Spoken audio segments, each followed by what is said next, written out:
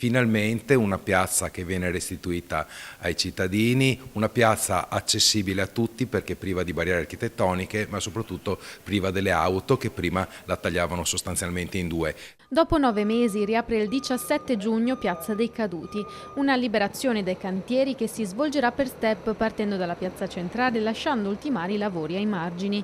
La fine definitiva in cui ci sarà anche un taglio del nastro previsto tra la metà e la fine di luglio. Via intanto alle prime transenne che lasciano immaginare come si presenterà la piazza dopo mesi e mesi di lavori. L'amministrazione ha organizzato diversi eventi per valorizzare quanto svolto e rieducare i cittadini all'utilizzo dello spazio. Mesi di vuoto e di ritardi in cui non sono mancate le polemiche dei commercianti e di cittadini. Sono lavori che erano assolutamente necessari.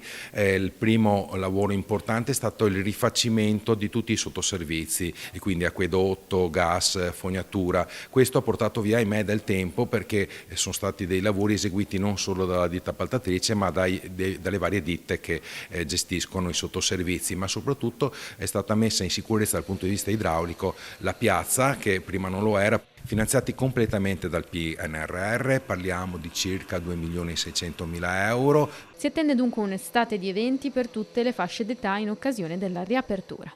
Dall'enogastronomia alla cultura, al teatro, alla musica, alla danza, che si concentreranno nei mesi di giugno e luglio, e poi anche una ripresa di eventi a settembre.